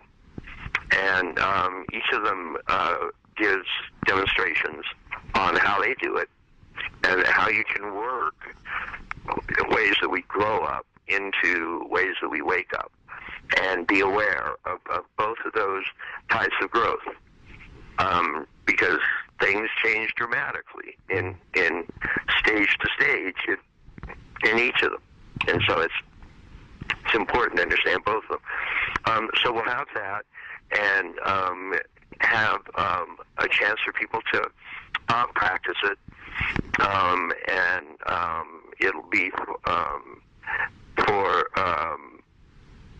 about 2.5 days, and will be held in Denver, and people can keep an eye on the website of integrallife.com, and we'll be announcing more specifics as it becomes more detailed. Great, and for those listening, I will be sure to update my website as well and include links, so people have access to that as more info comes. Well, that's awesome. That sounds like a great experience. Yeah, it should be fun. And what we really want to do is the book called The Fourth Turning is when we realized we were going to have this conference, they asked me to just sort of write up kind of a short summary of some of the main points, and I sent you a copy of that. And right after I finished writing that, Shambhala contacted me and said that they had started an ebook division, and it was doing well, and they wanted to know if I had any relatively short books that they could release through that. And I said, well, as a matter of fact, I have just written one, and so I sent that to them, and they said, oh, well, we'd love to do it. So they're going to bring it out as an ebook in February. Awesome. So people can keep an eye out for that. And then I just continued to write on that original one, going ahead and filling it in with a lot of details and a lot more information and so on. So it went from around 115 pages to around 250 pages. Nice. And literally right as I finished doing that, Shambhala contacted me again and said, well, we passed the ebook around, and it's caused a big buzz. So we want to know if you can expand it, and we can bring that out as a regular book next year. And I said, well, actually, I just finished doing that, so Nice. I'll send you that. So a little more complex version out next year. But I'm very fond of the ebook because it's short and it's simple. It gets the point across, and it's so important that both ways that Westerners learn about these extraordinary systems of waking up and what they mean. And you, of course, are very familiar with that, and what an extraordinary difference that can make in a person's life, and how important it is. And at the same time, even in the West, these models of our multiple intelligences and the stages that they go through and how we grow up, those are not well known. And yet, of course, they're very, very important, and explain an enormous bit about what's going on in the world today, and the various types of disagreements and fights and warfare and so on that's going on. And yet both of them also have practices to help us, develop through those areas. And so just the hope is just that from the book and the conference that the meditative systems will start to, take seriously the growth models of ways that we do grow up, and that the West will take seriously both its own tradition of contemplative development, as well as the rest of the world's, great paths of great liberation, which are extraordinarily profound and very, very well developed. Right. Well, that sounds great. Excellent. And like I said, I'll be sure to keep our listeners and readers updated on that conference. Cool. Sounds very great. Cool. Yeah. Excellent. So, okay, like I said, I just have a couple of quick, more easier, lighter questions for you. All right. So, well, first of all, before I get even into those, just really quickly, besides the fourth churning, the ebook, the conference, and then the complete version from Shambhala, either later this year or early 2015, I know that Integral Life has begun releasing some Life Footnote DVDs. So I wanted to ask you a little bit about that, and maybe what else you're working on. Where's the Cosmos trilogy at? What else, is there anything else coming that people can expect new from you this year, next year, near future? Right. The Life notes are some people at Integral Life just wanted to get get my version, if you will, on my own work. And for the people that are unaware, I wrote my first book when I was 23, and it was called The Spectrum of Consciousness, and it made a pretty big hit. So I gained a little bit of reputation fairly quickly when I was quite young, and I continued writing until today. I'm now 63. I'll be 64 in a month or so. And so I've done something like over 25 books, and they've been translated into to about 34 languages. So weirdly, I'm the most translated academic writer in America, even though this material is not all that well known. Yeah, that's. Yeah, I know it's weird, but there is it's strangely a lot of fairly well-known people know my work. It's not super easy. It's some fairly complex stuff, but I try to write, clearly about it and make sure the points can be understood and so on. But it's definitely covering, a large bit of territory. But some really interesting people have endorsed it and come on to it, including the Wachowskis who did The Matrix. They actually on the Matrix CDs, when you hit the editor's commentary, that's me doing the commentary. They twisted my arm into doing the commentary. That's on the so Matrix. Great. Yeah, Bill Clinton has quoted it, Al Gore. Weirdly, even people like Sharon Stone and Julie Ormond, and I was very close to Michael Crichton. His recent death was really shocking. Sure. So there's, and then things like Architectural Review carried a year-long series with a monthly article called The Big Rethink, which was using this framework to redo architecture. And we, in an academic journal that covers it, there's now over 50 academic disciplines that have been reinterpreted in an integral fashion using this general framework that I suggested. So it is out there in a odd way, but it's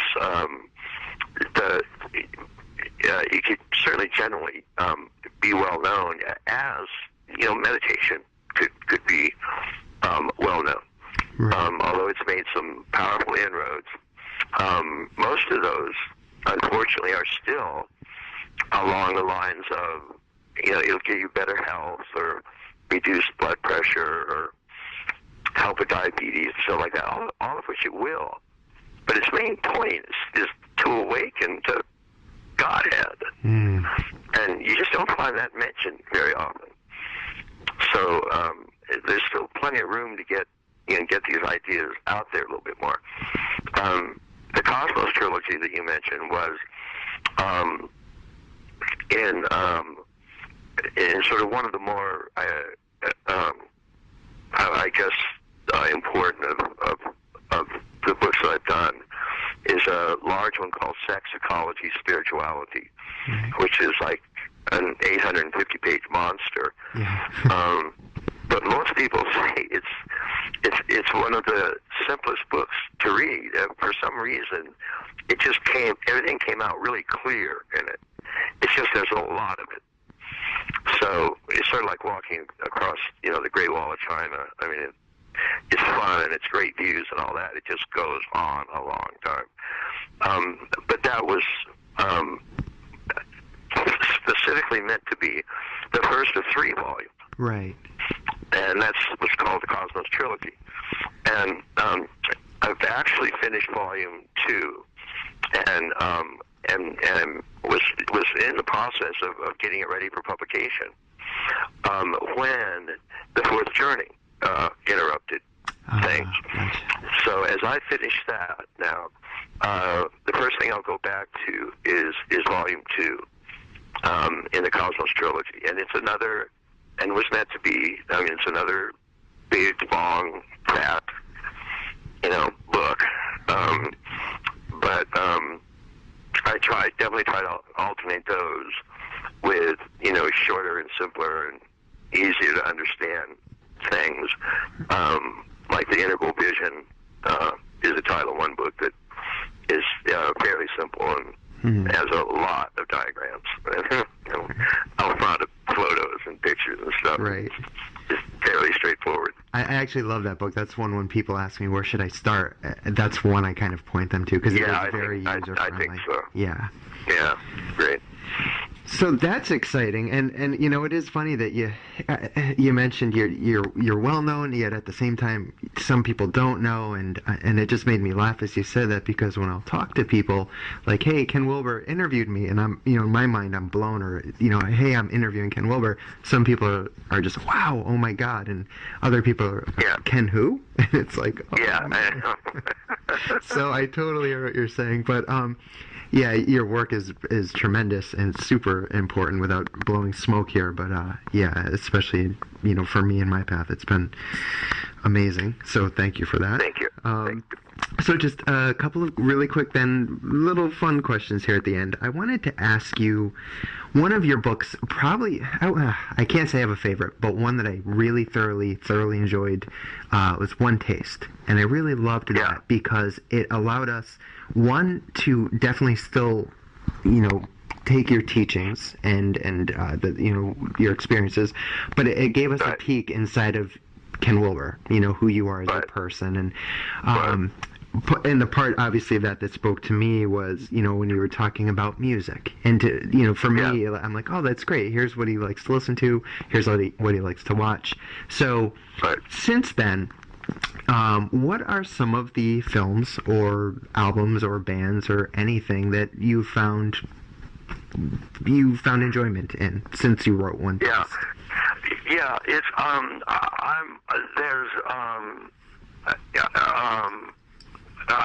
I do tend to stay current with a lot of that stuff, as you could probably tell from just some of the listings I gave in One Taste, which is a pretty small selection. And I also did a book called Boomeritis, which is plugged in to a lot of the cultural pop scene that was going on when that book was written, which was about 10, 12 years ago. I tend to not be able to list ones that are favorites for me. And the reason is that, I sit down and I start to think, and my mind just gets overwhelmed with all of these things that I like. Sure. And it's very hard for me to then prioritize them. Right. And I know I'll leave out well over 80% of ones that I do like. Sure. But there's certainly most of the genres, and science fiction movies have seemed to have gotten interesting lately. And there's some of the people doing them have been influenced by my work, and it's always interesting for me to see how it comes out. Sure. In some cases, I can't even recognize any influence, but they'll claim that it was largely influenced by a particular book or whatnot of mine, and so all I can gather is that they got the idea for their movie while they were reading one of my books, and it just sort of triggered a train of thought in them, but didn't necessarily reflect what was in the book. Right. Even though they liked what was in the book, but that's not what made it into the movie.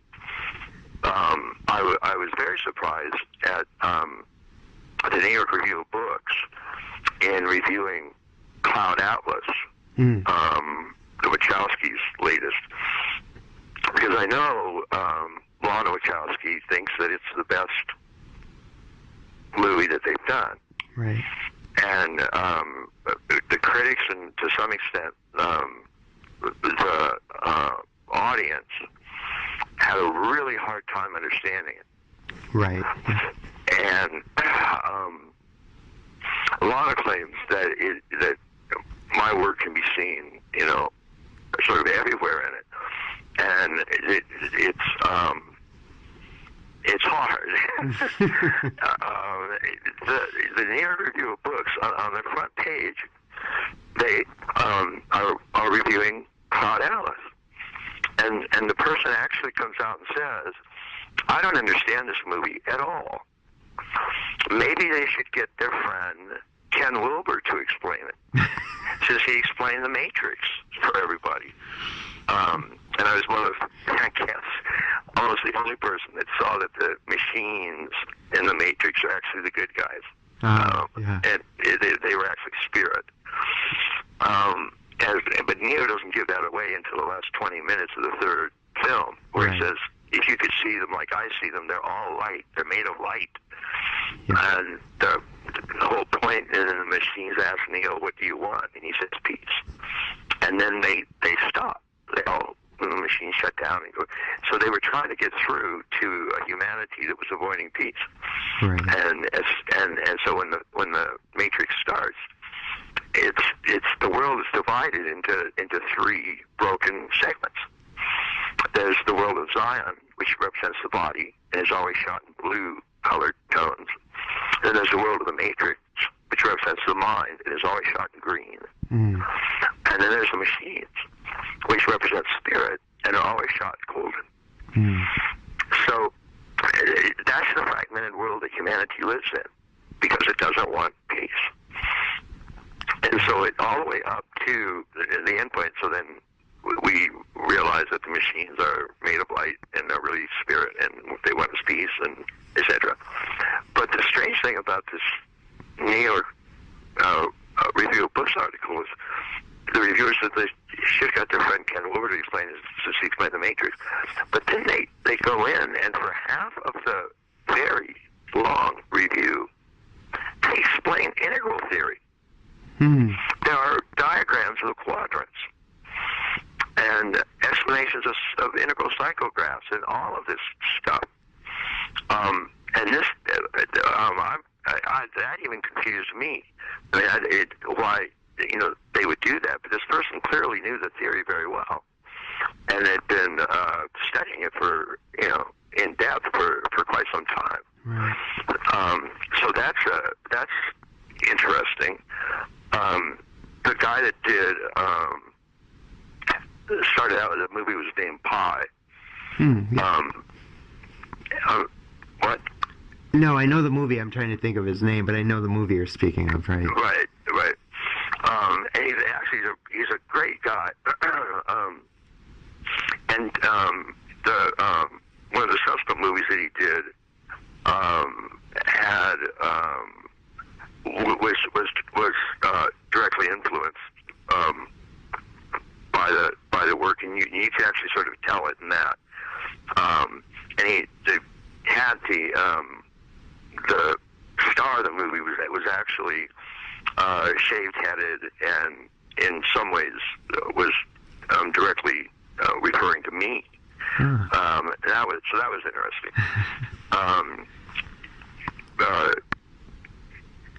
Sharon Stone, who first of all has an IQ of 147. She's very smart. Wow. And she had been, quoting like hold-ons and all this kind of stuff. And so I called her and set up some dialogues with her, and we did 3 of those. We posted on Integral Life. Julia Ormond, who's a terrific actress, but she's also really active in international politics and events. Like she had a great deal to do with getting the laws passed that allowed us to arrest Milosevic for basically genocide. And she had been using integral theory on the work she was doing in Africa with AIDS. So it ends up showing up in really interesting places like that, and probably a dozen bands that you find off of MTV. Right. I've mentioned it one way or another, and you can find me interviewing a lot of them on the website. Yeah.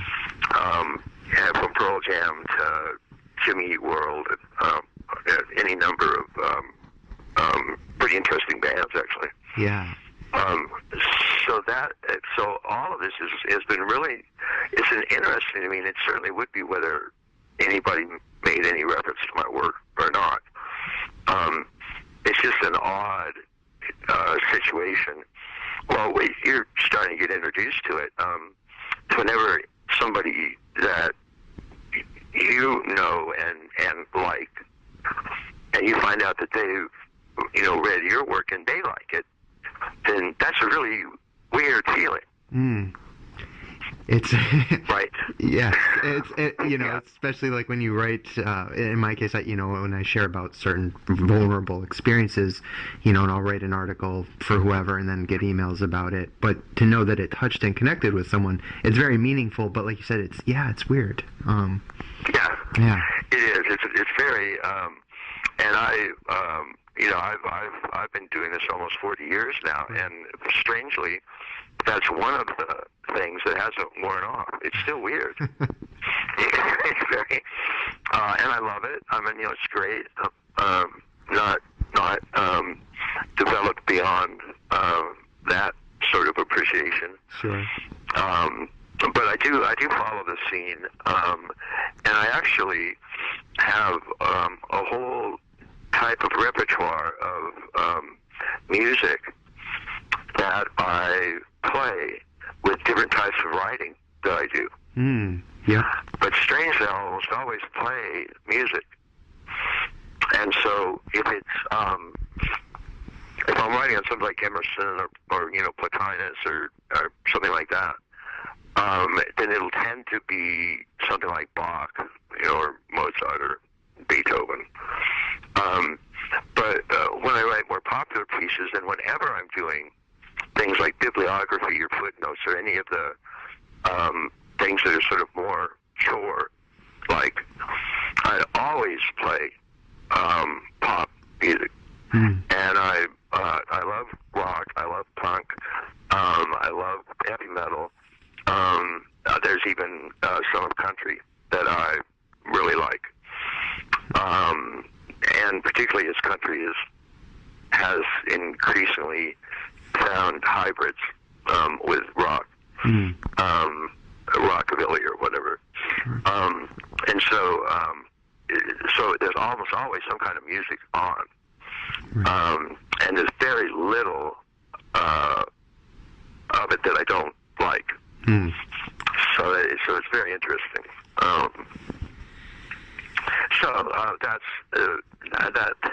That would kind of be my take on that. And that works great. And okay. I totally get it, because I've been asked that question. Maybe if I was interviewed for a band or something I was in at the time, and hey, what are some albums you like? And then I'll get off the phone and be like, I can't believe I didn't just name like these 15 albums or influences. Or I know. Yeah, I get it for sure. It's one of those driving home things. Yes. Answers that you always come up with. Exactly. Well, so my last two questions. The first one's very quick. I just want to know: can we expect anything similar to One Taste, another book where we get another peek inside what's been happening with you? Or was One Taste a shot deal, do you think? Yeah. The previous one that I had done that was a sort of a look into my life was a book called Grace and Grit. Mm-hmm, right. And I think for some people it's that aren't into theory so much, it's probably their favorite book. Sure. And the reason is very simply because of the woman who's in it, and is amazing.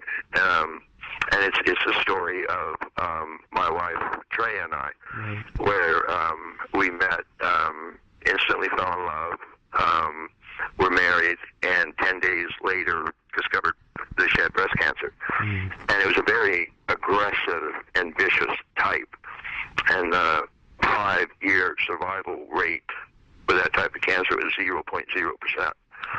And she lived exactly 5 years. Sort of did everything right, got the most, out of it. But it was a very open-hearted book, and it was hard for me to write in some ways. Sure. But it was. I told her I'd do it, and so I did, and I'm very glad I did. Mm. And speaking of Hollywood, interestingly, that book has gone around for almost 20 years now. Mm. I mean, sort of everybody's looked at it. You feel like Tom Hanks and Michelle Pfeiffer, and I mean, I could just name dozens. Jennifer Aniston has most recently agreed to play the role. No kidding. Yeah, and the problem is that they can't get a decent script. Mm. Because the reason the book worked, in my opinion, is that Trey left these extensive journals. Right. She wrote them almost every day. And so as I was going over the 5 years we were together, and something happened, and particularly something important or big, or she had another occurrence or some other horrible piece of news, I didn't have to interpret for the reader what she felt. I would just go to her journals and find a section and pull it out and quote her. So you got to hear her voice. Mm-hmm. And you got to know her as a person, and how just, utterly extraordinary she was. And people have had a really hard time capturing that structure. People don't know what to do with the journal part. Mm. And so I've seen, I think, upwards of 8 or 9 scripts, and nobody's happy with any of them, including me. Mm. But it's still, I think, like the 5th or 6th producer now still has it, and they're still working on it. Hmm. Interestingly, there's a very old and very prestigious theater, live stage theater in Moscow, is now, as we speak, doing a stage version. Wow. And which has gotten great reviews from the critics, and really interestingly is the largest Russian TV station broadcast the opening night live. Mm. So that's been very rare, and the way they did it was they just had these 2 very large screens on the stage, and under each screen is sitting a person, a man and a woman, and they simply read the book. Wow. So, yeah, it was just they couldn't figure out either how to translate it to a script that worked. Right. And so they just sit there and read the parts, and strangely, it seems to work. So there was a move at HBO to adopt it as a 13-part series and do the same thing, just actually read it. Wow. For 13, yeah. So that, and then I did One Taste because I don't usually keep a journal, but I just thought I would do that for 1 year as another, type of communicating.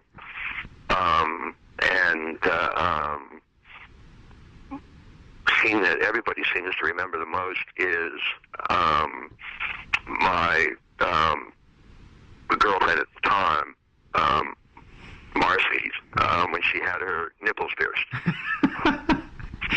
You had some great commentary in that part. Well, it was hysterical. I mean, it was a truly funny event. Yeah. And I was just, horrified at what she was doing with this couple that we had met. And the girl was going to get a tattoo, and Marcy kept trying to talk her into getting one the size of an American eagle, the size of a dinner plate. Oh, my. And I kept pointing to the small rose, the size of a pea. And anyway, so, but it's something I enjoy writing that way, and one of the reasons I enjoy it is, I don't have to worry about footnotes or stuff. Right. And that is such a relief. Because I do write, at least in part, for an academic type audience, and so I have to prove what I'm saying. And right. So I have an enormous library, and I'm always had to have those around, and I can't really write anything freely like I can with something like One Taste. But thank you very much for saying that. That's certainly it helped keep it on my radar. Yeah, no, I know a lot of people that really appreciated it, but they love your other work, and thank you for saying that, because note to self, never write academically. I'm plugging that in so I can just write from the hip. That's great. Yeah. So last question, I'm sorry to ask you one more. I know I've taken up a ton of your time, but when we spoke last time, this was something that I really wanted to ask you further about, but we were kind of in the middle of that interview, where you told me, you kind of briefly mentioned about the experience you had, your first experience reading an Alan Watts book when you're in your late teens. I don't know if you were 18 or so, and that, that kind of being a catalyst for, waking you up, and I think you'd even said you were kind of angry that you hadn't, you lived that much of your life without experiencing that. So, in the spirit of kind of ending at the start, and for listeners that maybe are newer to their path, I was hoping you could talk just a little bit about that and your initial period. Sure. I had, this is when I was at Duke University in the pre-med program. And I always, my sort of whole life, I had grown up thinking I'd be a doctor. And my parents always thought I was going to be a doctor. And my mom is from the South, and Duke University is sort of like, for Southerners, Duke is sort of like the Harvard of the South. And so I always figured I'd go to Duke, and I ended up there. This was in 67, 68. So that was actually the Summer of Love in San Francisco. And that whole beat, hippie, flower child, psychedelic, Eastern tradition movement was underway. And I had actually come up a little bit late because it had been around in a very noticeable way for a couple of years. But I was still kind of, finishing up my my love affair with science. Right. And I'm glad I got a scientific background, because it's fairly easy to move from science to the humanities, but it's very hard to move from the humanities, to science. Sure. And it's hard to teach yourself, quantum mechanics, for example. Right. But I had got this, so at Duke, I had gotten a hold of a couple of books, and one of the ones that really had an impact was the Tao Te Ching, the book of primary book of Taoism, by Lao Tzu. And I'd also gotten a hold of Krishnamurti. And very soon after that, Alan Watts.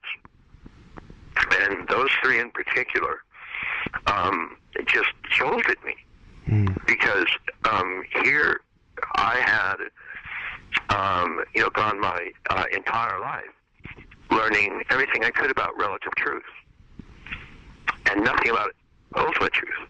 And that much became clear to me. And the second thing that became clear was that this was how to become happy.